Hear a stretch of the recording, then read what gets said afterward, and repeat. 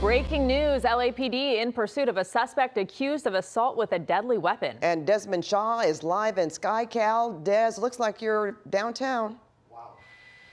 Yeah, we are in the heart of downtown here, and we're talking about a motorcycle, so that really makes it that much more difficult. We'll see. Heart of downtown here, and we're talking about a motorcycle, so that really makes it that much more difficult. We'll see what we can do here, Pat. This motorcyclist that LAPD was apparently tracking for quite some time. It sounds like, from what we understand, this could be a known suspect that they were casing for quite some time. And then it's possible that this was an assault with a deadly weapon on a peace officer suspect. Well, here we go, underneath the 3rd Street tunnel right here. This is where it really gets difficult, especially with a motorcycle. There's so many ways that this person can get out of this by doubling back in the tunnel. We try to keep the shot wide here. LAPD going into the tunnel as well. We'll see if they pop back out, but it's such a long tunnel here. And then it's unclear if the assault with a deadly weapon happened in the course of this, or if that's why they want this suspect. You see all the units down there. They are going into the tunnel, and we're just trying to keep tabs on this, see if he comes out the other side right now. Is that him? Yeah, this is what happens when we get into downtown. So, okay, entering the 110 freeway now. They're saying. Yeah, getting on the 110. Let me just throw it back to you here momentarily, Pat and Rube, while we try to reacquire this. Sure, and then I noticed, Pat, right before he went under the tunnel, or she, the driver of the motorcycle, very close call with a pedestrian in a crosswalk there. Oh, well, very dangerous. And it's 5 o'clock, so rush hour downtown, and look at the traffic on the freeways, always busy at this time. Is this the motorcyclist, Des? We believe so. We heard the ship call out southbound 110 at Wilshire. So, I don't think it's a coincidence that this is, the route that they decided to take. This was LAPD's northeast area where we were hearing this, so kind of the Eagle Rock area. And then they came southbound on the 5 through East LA and then went west 10. And once they got off at Alameda, I kind of started to think that this was going to be the strategy of the suspect. So they are in some rush hour traffic, which is really advantage motorcycle right now. Very nimble, very easy to squeeze between these vehicles. And LAPD, they were trying to re-engage there on the ground. The helicopter was saying if they get in if this guy gets through the high rises, we're gonna have trouble tracking it. So they re-engaged on the ground, but now that we're in some heavy traffic, they kind of need the helicopter to try to keep tabs on the suspect as LAPD attempts to catch back up. And let's see what they're going to do now as we get down to a super congested 10-110 interchange. Pat, you know what, Desmond, so as far as you know, CHP, they have not asked them to engage in this pursuit. I'm asking because not so it's on far. the freeway. This is yeah, it may be because this sounds like a known suspect that they were tracking for quite some time. So a lot of times in situations like that, it's a pursuit that they want to keep from end to end.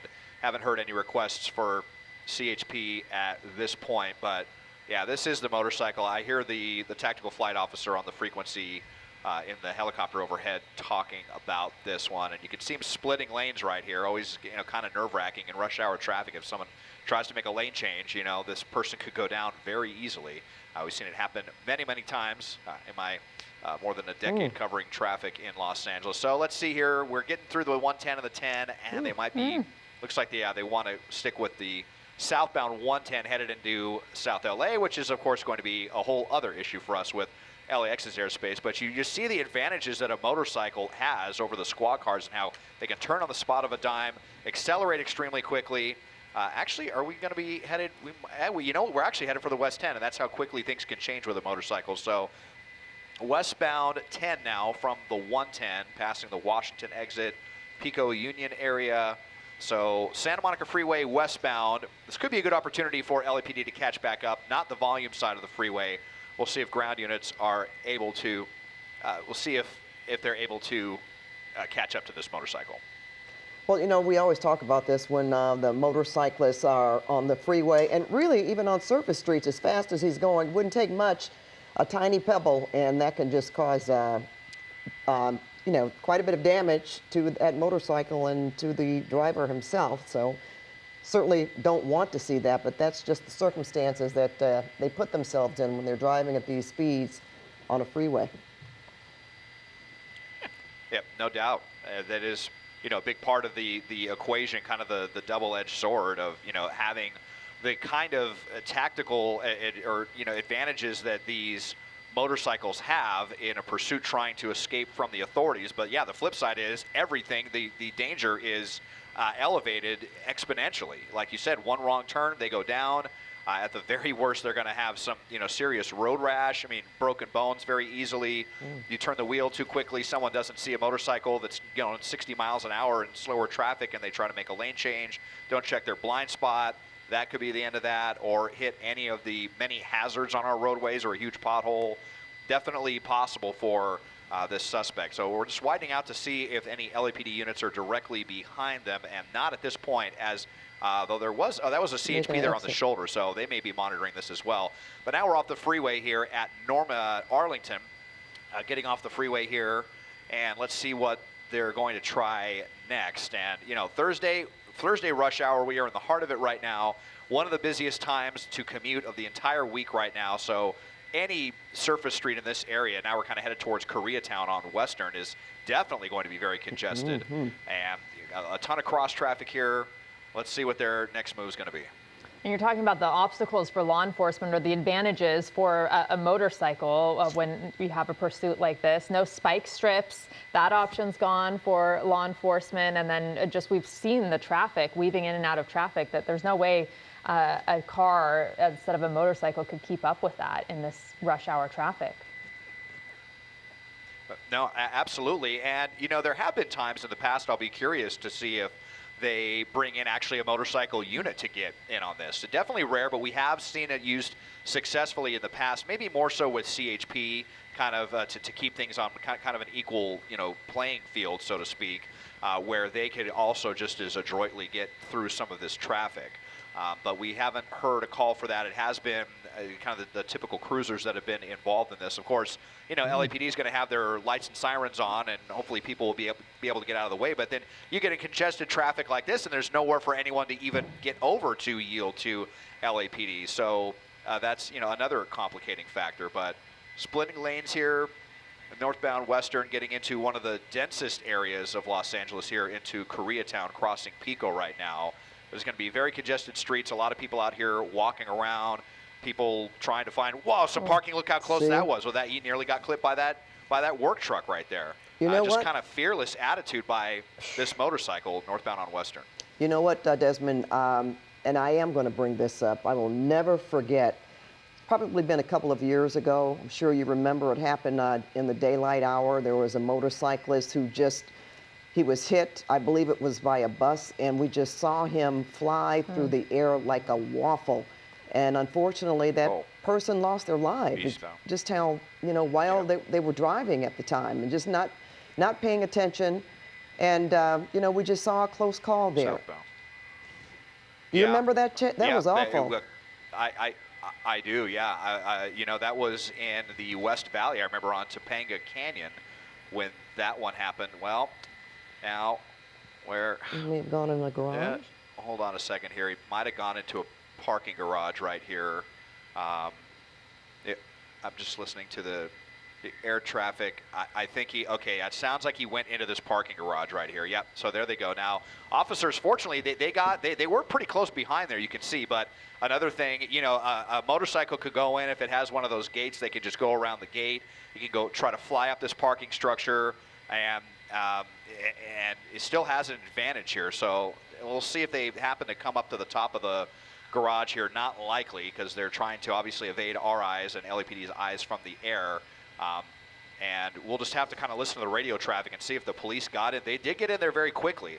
I'll give them credit for that. So they might be able to track down the suspect. But multi-level structure, if he guns into that structure and just parks the bike and dumps it and walks down one of the stairwells or something, that's kind of a 50-50 chance that they're going to be able to get away. But they do have a description: black shirt, blue jeans. We saw that.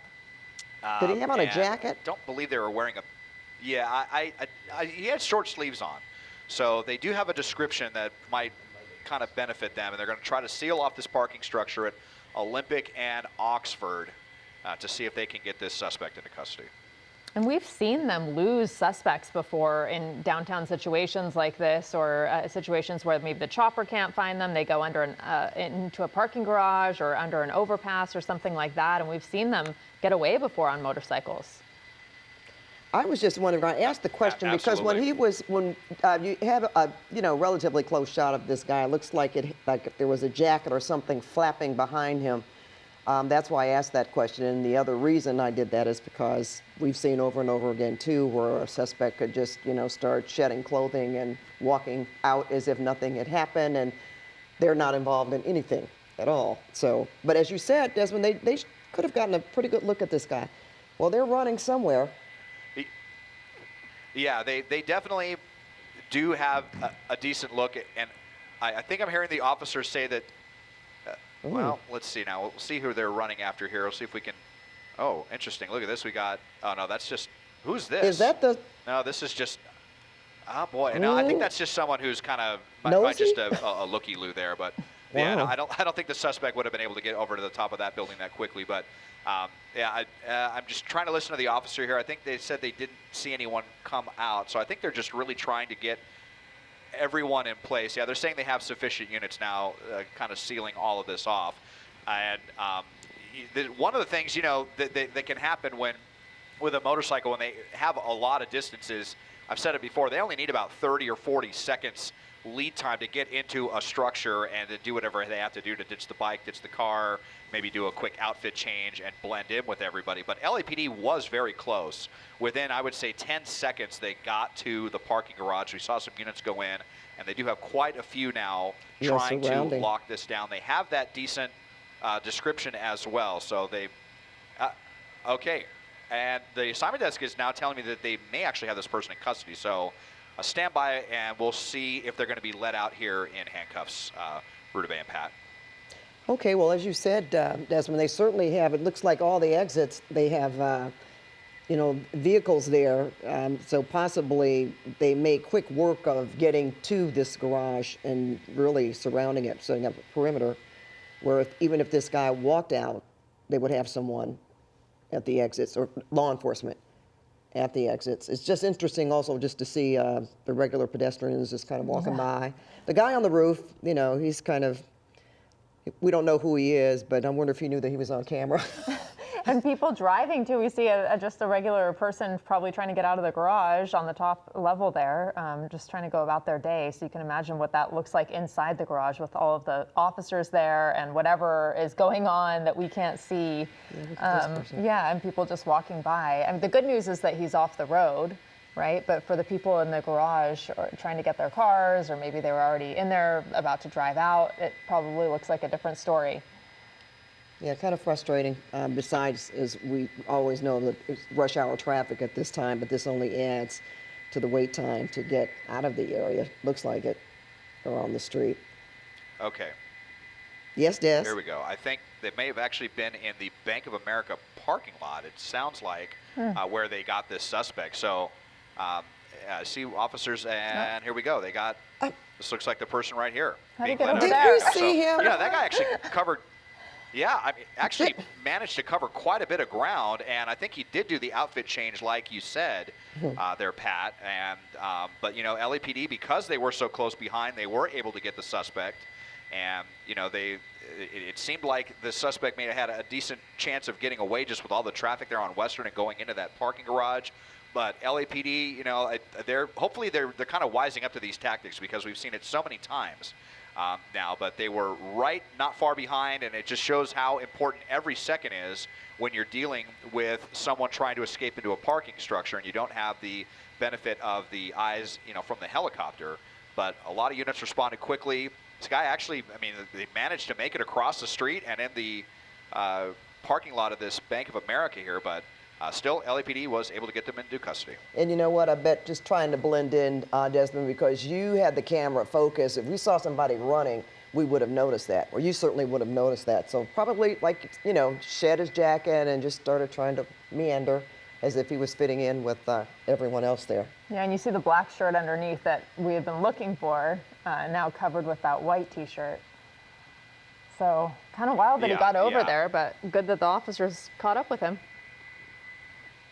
Yeah, I'm guessing he just probably flew up the ramp in the parking garage, and then that garage And probably ditched the directly motorcycle. connects to, you know, these storefronts here. And I would imagine that, you know, he was kind of walking very quickly or suspiciously, and was able to, you know, get across the street. But LAPD was wise to it, and they got him in custody.